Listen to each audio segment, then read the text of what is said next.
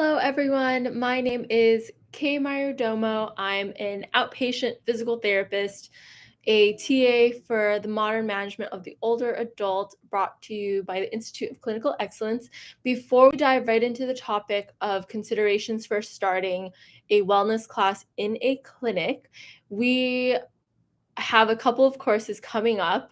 So next weekend, August 5th to 6th, we will be having MMOA Live in Frederick, Maryland, August 12th to 13th. All of us, every single one of your MMOA team is going to be in Lexington, Kentucky, so that should be an awesome time. And August 19th to 20th, we'll have a course in Minnetonka, Minnesota. So today we will be talking about considerations for starting a wellness class, especially in an outpatient clinic. So when a few coworkers and I decided that we wanted to provide something for the community for them to feel empowered, get stronger. There is definitely a lot that goes into this, and I thought I would share some of those things that I learned from leading 2 wellness classes so far. So we decided on something called Bone Health Bootcamp to provide a class where people learn about weight-bearing exercises, impact, and also a bit of balance training to help prevent falls or fractures leading to falls. So we are going to go over 4 considerations today before you start that wellness class. Consideration number 1 is, who is your target audience, or who do you want to target? So you can start to formulate this by what it feels like your community is lacking or what your patients have told you that they wish they had.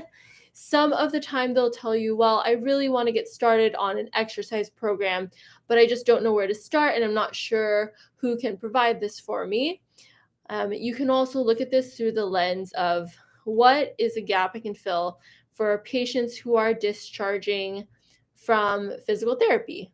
Do they need more strengthening, like for the shoulder, for patients who want to get back to overhead sports, but just want that little extra bit every week? For us, we actually have a huge geriatric population, and a lot of people have osteoporosis and osteopenia. So we wanted to provide a class that really dove into weight-bearing exercises, functional stuff, balance, and impact, and very loosely based on the Lift More trial. So that is consideration number 1. Who is your target audience? Do you want people who need something to get back into the gym, or providing some education around what is safe for them? So there are a lot of things to consider with who your audience is, or it could just be a balance class. So consideration number 2 is, consider the logistics of your clinic and available space. So it took us some time to talk to our management. If that's not you, then definitely talk to your management about when is the clinic the least busy, so that you can actually have a class and not necessarily take up too much space in the clinic. Luckily for us, we have a space that has a bunch of treatment tables, some free space in front of a mirror, and then a back gym area where there's barbell, cable machine, all of the kettlebells from like 13 pounds to 97 or so, and dumbbells from 3 pounds to 100 pounds. There's treadmill, we have a rower, assault bike. So we pretty much have our clinic gym pretty loaded. So that's really nice. So you want to ask your management, what is the available space, or when is the best time that I can have this class? It also has to be feasible in terms of, does the amount of participants that you want to have in your class feasible for pretty much taking up an hour or 45 minutes worth of your time in the day.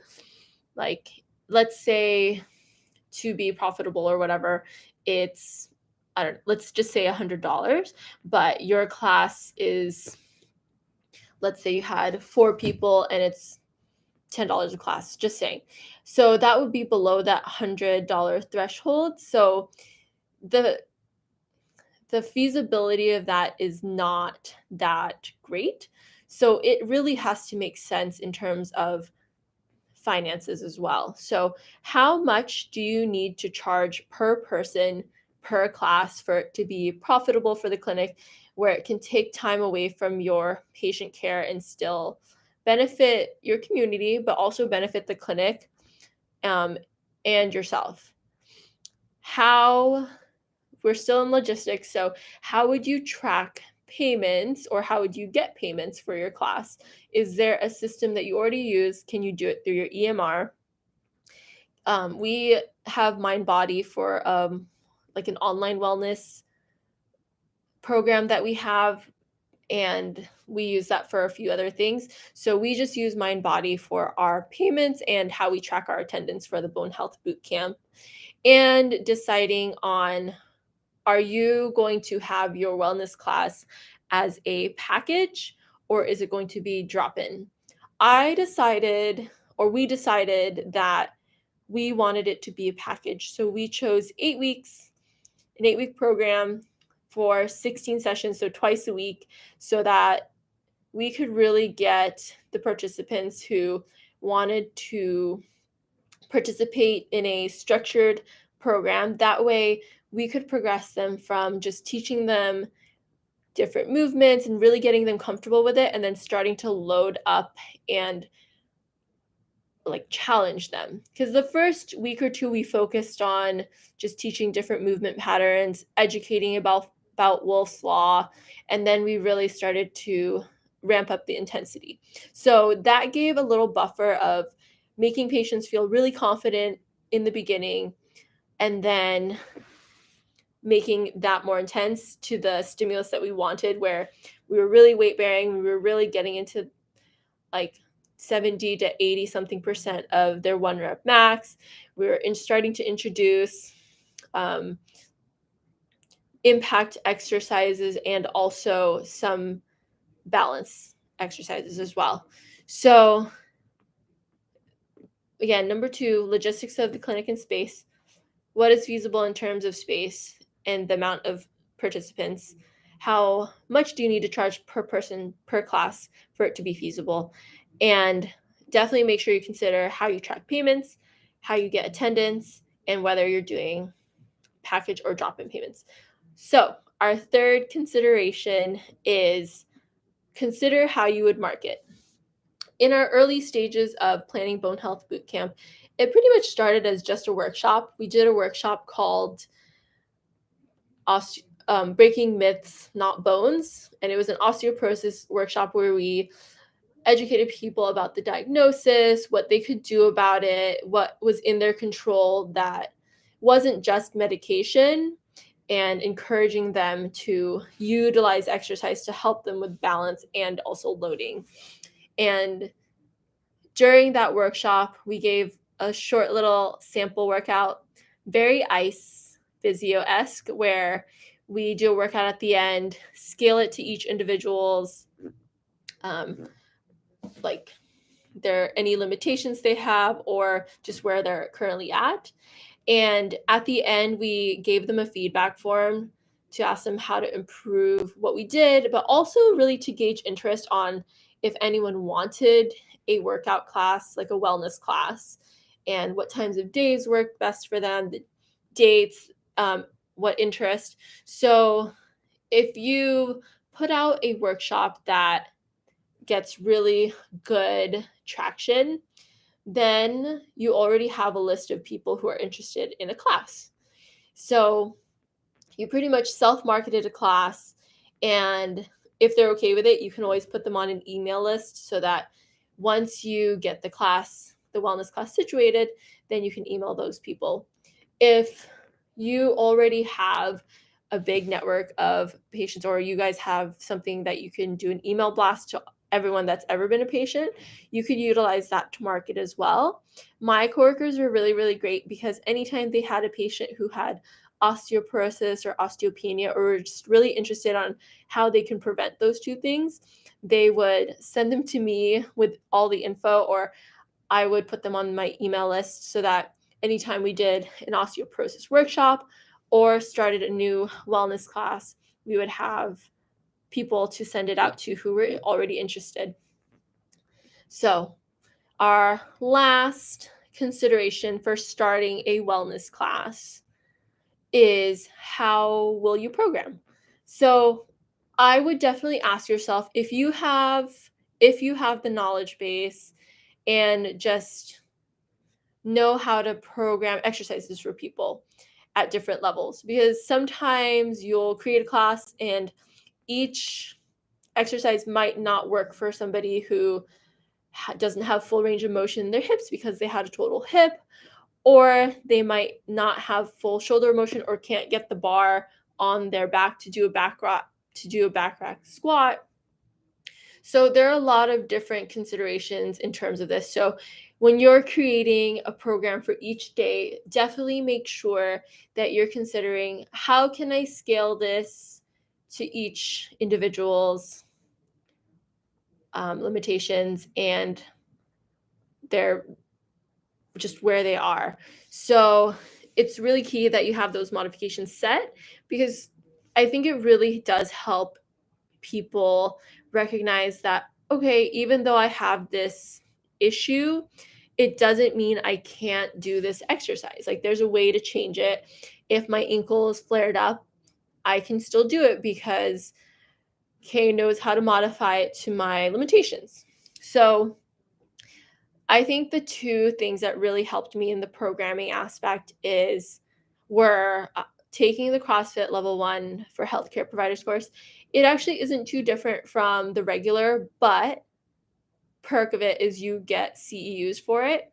And I think it was a really good space to learn about CrossFit methodology, but also learning how to coach someone else. So on day 2, we took our fellow colleagues in the class through a workout, and we had to coach them through it. So that was really cool, because you get to see, okay, how much do I have to cue them to do the right thing?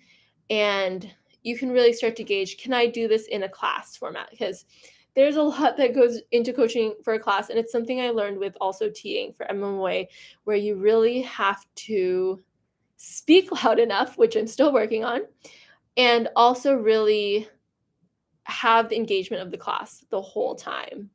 So, CrossFit Level 1 for healthcare providers, very, very helpful. The other thing that really helped me with programming was taking MMOA classes. So getting my cert MMOA was really helpful, because you get to practice programming for different patients, and that helps you really think about, okay, if my patient is flared up, how do I scale this up or down depending on where they are? So I really think the cert MMOA gives us a good basis and really good practice for how to program, especially for different goals. So I literally utilized all the things I learned from CrossFit Level 1 and also Cert MOA to put out Bone Health Bootcamp. So these are my 4 considerations for starting a wellness class. Number 1, again, was, who is your target audience? The more specific you are about it, the more likely people are going to be like, oh, this is exactly what I was looking for. This is what I wanted. Number 2, consider the logistics of your clinic and space and talk to your managers about what could work. 3, consider how you would market. And 4, consider programming and whether you need other resources to help you program for your class. If you guys have experience in this space where you started a wellness class and you have other tips for people, please, please, please put them in the comments, because I honestly have so much fun with these classes. It's really my favorite part of my Tuesday, Thursdays, where I get to take people through these exercises and they get to clap for each other and high five each other and really push themselves to limits they didn't think they could do. So, if you have any other tips or if you have any questions for me, please put them in the comments and I'll do my best to respond. All right, have a good rest of your Monday and thank you for listening. Really hope to see some of you guys in Lexington, Kentucky. Excited to see that part of the country. Have never been that far east besides Tennessee, so hope to see you there. Have a good one. Bye.